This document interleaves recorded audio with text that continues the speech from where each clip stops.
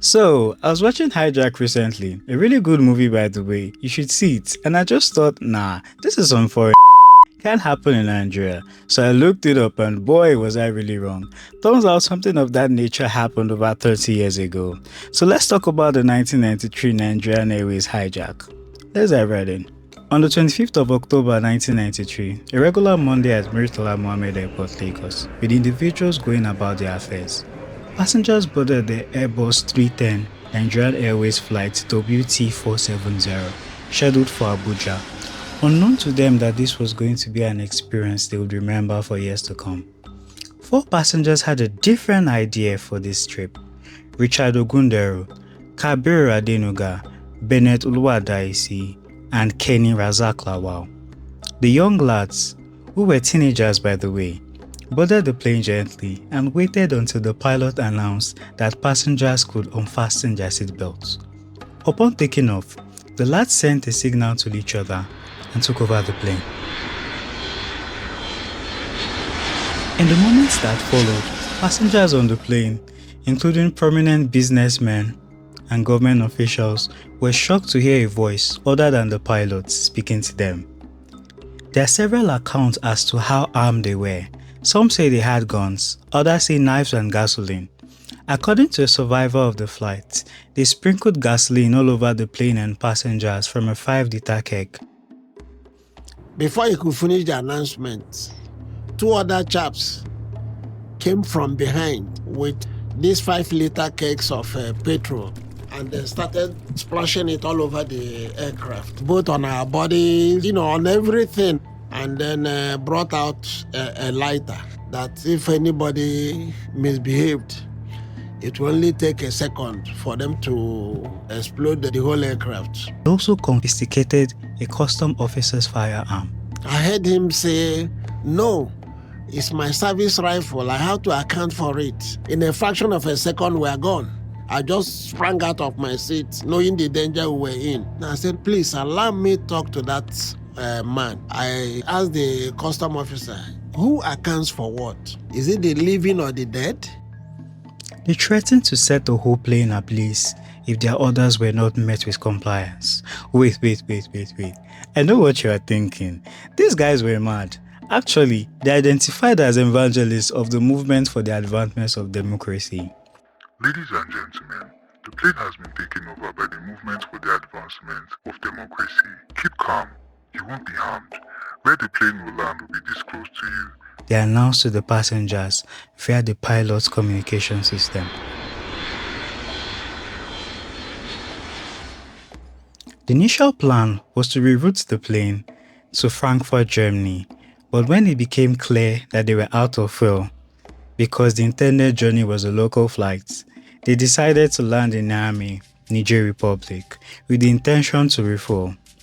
Late hours of Monday, they were on the tarmac of the Niamey airport, alongside their manifesto, which included freedom of press and the installation of the rightful winner of the June 12 election, MK Abiola. They demanded for jet fuel to take off to Germany. They were greeted by uniformed commandos of Niger Republic who camped outside the aircraft, and a hostage situation ensued. Most of the 159 hostages were freed Monday night as a show of good faith to enhance the application of their demands. On Tuesday, there were about 23 to 34 hostages. The figures differ in several accounts, which included government officials and some international citizens, with the Vice President of China. China later dismissed the claim, stating that the people on the plane were businessmen. Negotiations with the hijackers followed, led by Abdoulaye Soule, the Niger Transport Minister, through the radio control tower. On Wednesday night, they had the first face-to-face negotiation session, which was actually a ploy to get a tactical view of inside the plane. After an unsuccessful session of negotiation, they kicked the solicitors out of the plane and requested a meal. The 4 hijackers had given an ultimatum to set the plane ablaze if their demands were not met, and this put the law enforcement under pressure to neutralize the situation before it gets out of hand. 4 Nigerian hijackers and their 23 hostages are spending a 3rd day aboard a Nigerian Airways plane at Niamey Airport in Niger. They reached the consensus to go in just an hour before the operation. There are various accounts of how they stormed in. Some say they came in through the back hatch of the plane while food was being served. The hijackers were relaxed and even bantering with their captives when the Commandos stormed in, guns blazing, and regained control of the plane. Several injuries were recorded and a casualty. Ethelbert Wanze Igwe, a steward of the Nigerian Airways. A passenger of the flight recalled how the 4 teenagers were not called out for the job. The boys were arrested, and there are accounts of a 5th co-conspirator, but there's no record to fact-check that. The following day, the self-proclaimed leader of the movement for the advancement of democracy, Malam Jerry Yusuf, was arrested in Lagos. 2 other members of the movement were also arrested in Ilorin. The boys were locked up in prison with terrible conditions, and they recount being malnourished. No one in the prison spoke English. It was either Hausa or French. Ogunderu and his colleagues were sentenced to 9 years and 4 months each in prison in Niamey. For 9 years, they had no contact with relatives or loved ones from morning to night. But it wasn't a complete doomsday scenario for the boys while they spent time behind bars in N'Djamena as they learned how to communicate fluently in French, amongst other things. Kabir improved his skill to draw on canvas, sketch people, and paint, while Kenny preserved his fashion design expertise every step of the grueling 9 years. The two returned to Niger Republic, where their knowledge of French and professions now provide a comfortable living for them. Ogunderu and Lawal returned to Nigeria, with the former studying at Alliance Française in Lagos, where he obtained a diploma in French.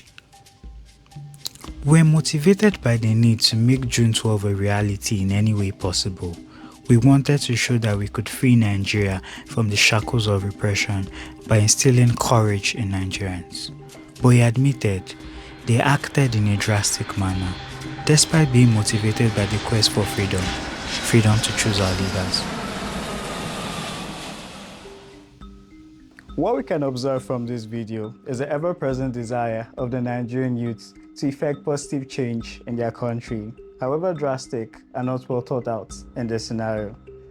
We can begin to take a step forward where national interest and building take priority over political allegiances, tribalistic inclinations, and religious persuasions.